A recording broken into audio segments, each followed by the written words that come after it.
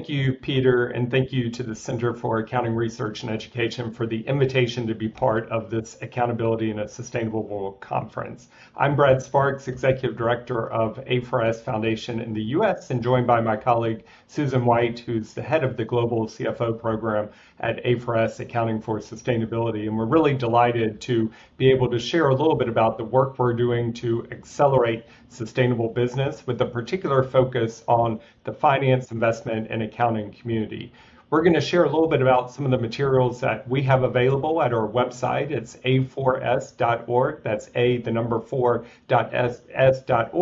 And we hope you'll use these materials both in your organization for practitioners or in the classroom to really help us work together to bring more finance, investment, and accounting professionals involved in building and sustaining sustainable business. Susan, why don't I turn it over to you to give an introduction to A4S? Great, thank you, Brad. And yeah, so Accounting for Sustainability, A4S, we are a charity and we aim to make sustainable business as usual. We seek to inspire the finance and accounting community to adopt sustainable and resilient business models. We were established in 2004 by His Majesty King Charles III, who's then the Prince of Wales. And we work across the whole of the finance community. So that's from the business schools and academia, accounting bodies, up to the CFOs and the investor community. So for almost 20 years now, we've been working with these communities, kind of learning from each other and supporting them, and just combining our experience and our knowledge to build the tools and the practical know-how to transform the way that finance make decisions so that we can, as I say, deliver a sustainable future. We also work together with these finance leaders to spread the word, so scale up action and inspire others. And Brad, yeah, I think, as you know, like the finance community is very critical. So just if you could maybe talk a little bit about why A4S and why the finance community. Yeah, certainly. So really we're at a pivotal point in time when it's so critical for businesses to become more sustainable and to deliver a sustainable economy. And when we look at what's happening, right, we've got companies setting different goals, we've got investors, other stakeholders really integrating ESG in their decision making. We have regulators starting to think about mandating sustainability related disclosures. And at the forefront of business are a number of risks and opportunities that are associated with social and environmental issues. And when we think about all of these topics, right, the finance and accounting community is really central to these issues. And there's a real unprecedented opportunity today to get more finance and accounting professionals to, one, be upskilled and understand these areas, both in terms of the practitioners today and the future leaders of tomorrow. There's also a real opportunity for existing people working in this space to learn from each other and share perspectives. And that's what we've tried to do at A4S, is to offer that convening space for people to learn from each other, to share practical guidance and examples of how finance and accounting leaders are thinking about these issues today, and to identify some common challenges that are being identified and to provide areas where there can be some resolution to those challenges. One of the ways we've done that is through the establishment of the world's largest CFO Leadership Network on these topics. Susan, it's an area that you're very close to, so maybe you can talk a little bit about the A4S CFO Leadership Network. Yes, of course. Yeah. So we have built networks for senior leadership across each of the key finance communities, but definitely our CFO Leadership Network is, I suppose, one of the most critical, and it brings together CFOs, chief financial officers from large organizations globally. And kind of to add to your point, we believe that, you know, the CFOs are critical. They underpin corporate behavior, they direct the flow of capital and information, and they're essential to setting ambitious goals and delivering and transforming sustainable business models. So we believe that if the CFOs can see the link between sustainability and long-term value creation and are also empowered to act, that they can not only transform their own organizations, but they can lead and motivate the whole market to act. So we're very lucky to have a CFO Leadership Network of over 65 members globally. We have 4 chapters. We are in Europe, Canada, the US, and most recently Asia Pacific. They meet regularly. Each chapter meets regularly during the year and then meet globally once a year at the summit. And these, as I said, are CFOs of very large organizations, and you can see details of our members on our website, A4S.org. During these meetings, when they come together, they share learning, they share insights, challenges, and look to see how they can support and inspire each other to really take action. And we found that even though there are regional complexities around some of these challenges, that in the main the challenges are global. So there's always opportunity to learn from others and take a lead from others and scale up action.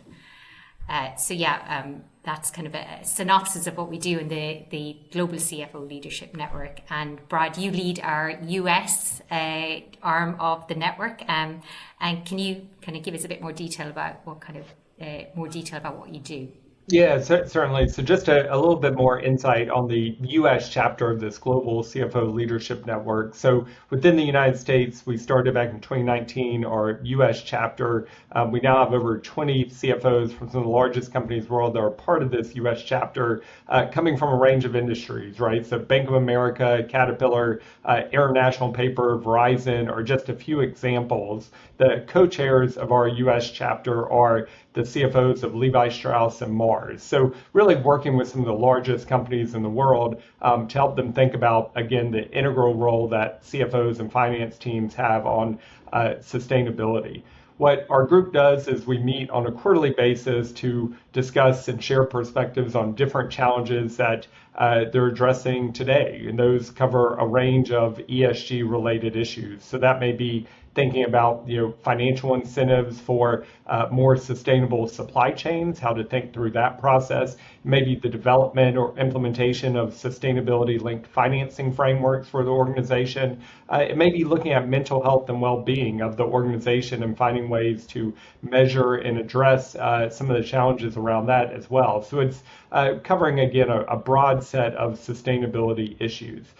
What's been at the forefront kind of over the last year is really discussions around the emerging regulatory reporting requirements related to sustainability that are happening not just within the US, but many US companies being impacted by some of the global developments that are happening as well, and really finding ways for CFOs and finance teams to institute reporting that will be efficient, that will be effective, and that will be impactful and responsive to stakeholder inquiries. So we started with the U.S. network, a reporting project. It's extended to our global CFO network as well. And we've been doing a few different things like issuing a series of reporting insight briefs on topics like materiality, on data collection, on sustainability reporting governance, to both illustrate what companies are thinking about today, providing cases and examples of how they're responding today, and hopefully identifying some of the challenges that companies can work through as they work to really, again, develop the systems to provide this reporting, which is becoming mainstream on a global basis. Now, in addition to the formal network that we also have additional ways that we engage both CFOs and wider finance teams through having CFO-specific roundtables with the larger number of CFOs, and we partner with a number of organizations where we do joint events that involve the CFO community.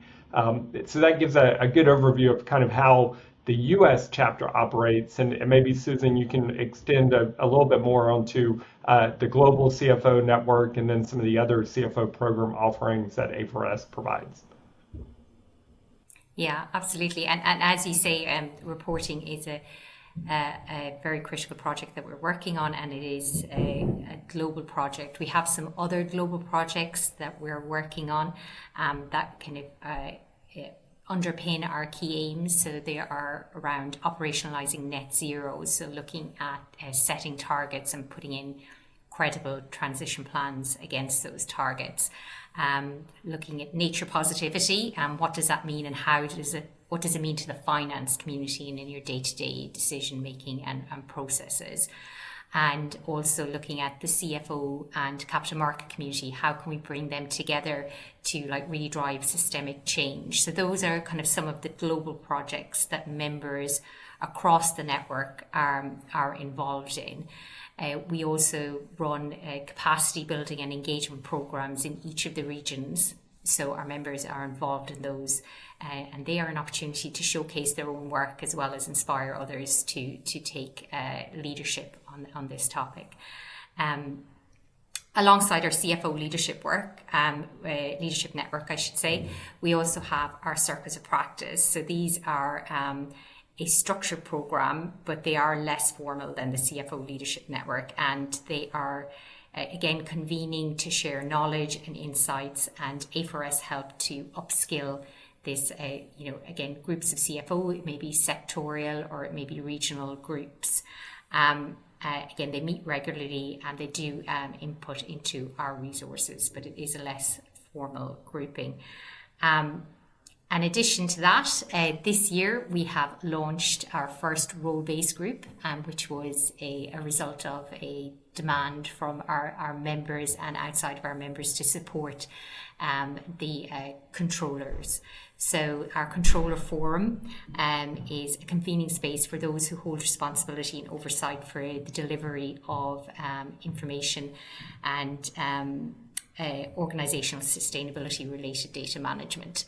So that can be internal or external, and that usually falls under an ESG controller role or a chief accounting officer. So I would encourage anyone who's in that role to have a look at A4S.org and maybe register your interest in joining that group. As I said, it's really about helping each other understand the role and what the future of that role is.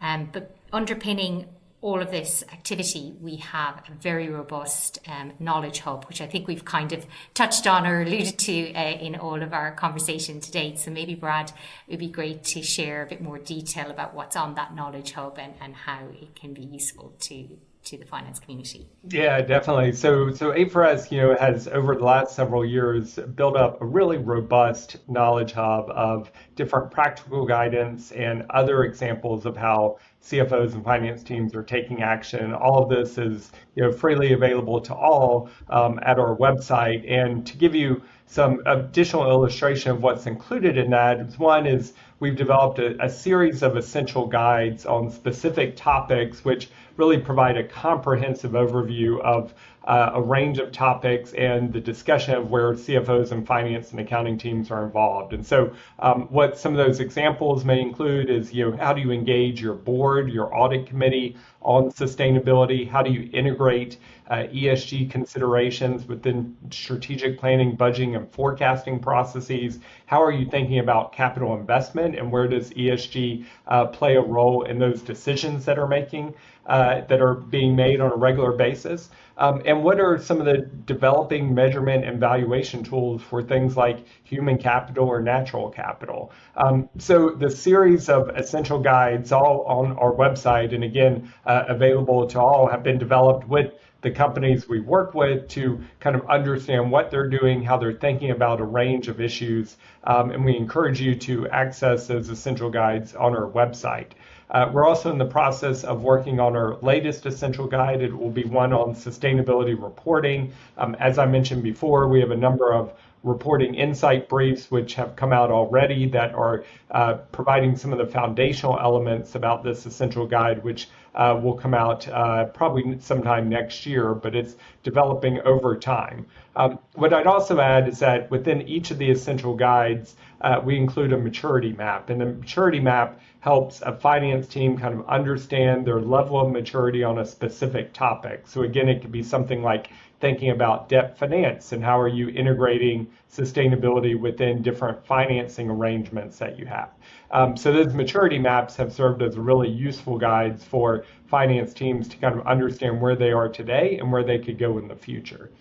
Finally, I'd mentioned, as I've referenced before, in addition to the essential guides and the case studies that are embedded within the essential guides, we also on a regular basis produce additional case studies on the topics that we're most focused on and interested in that relate back to the essential guides. So some of the ones that have just come out over the last several months have been, looking at GlaxoSmithKline and how they're thinking about natural capital, looking at DHL and what they're doing around net zero carbon accounting, looking at Unilever and what they're thinking about investor engagement on ESG issues.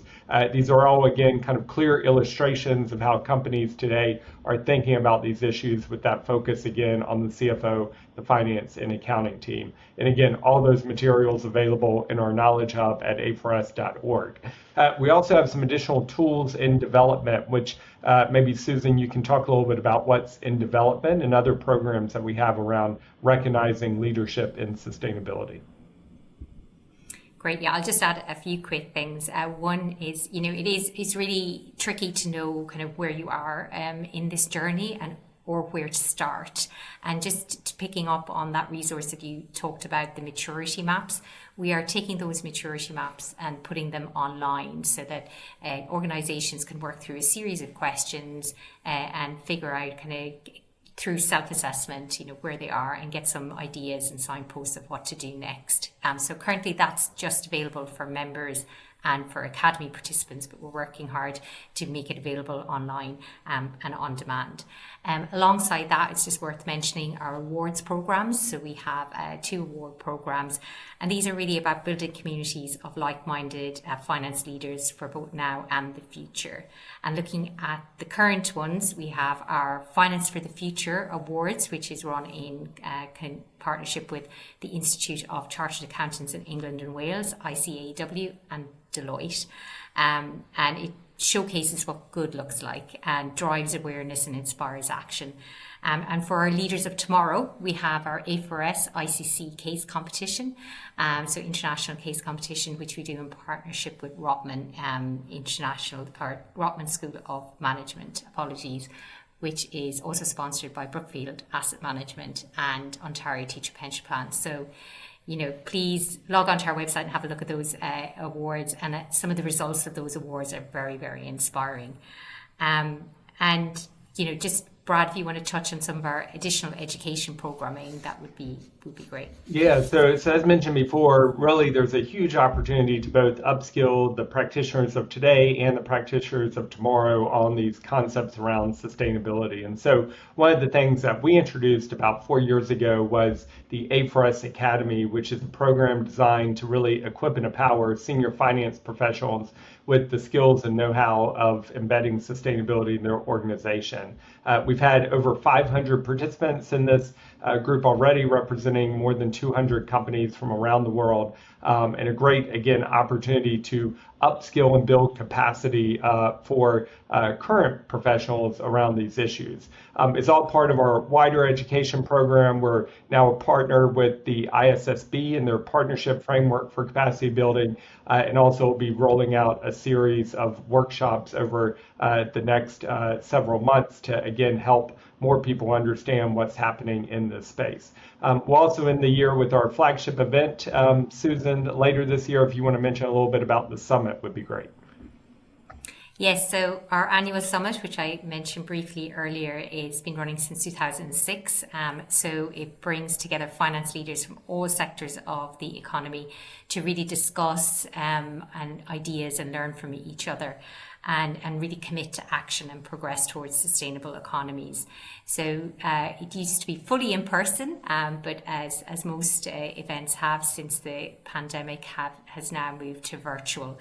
So if you go on our website, you'll see lots of recordings from last year's summit, and please keep an eye out for details of this year's summit. Some really interesting speakers and great ideas that are very worth tuning into. All right.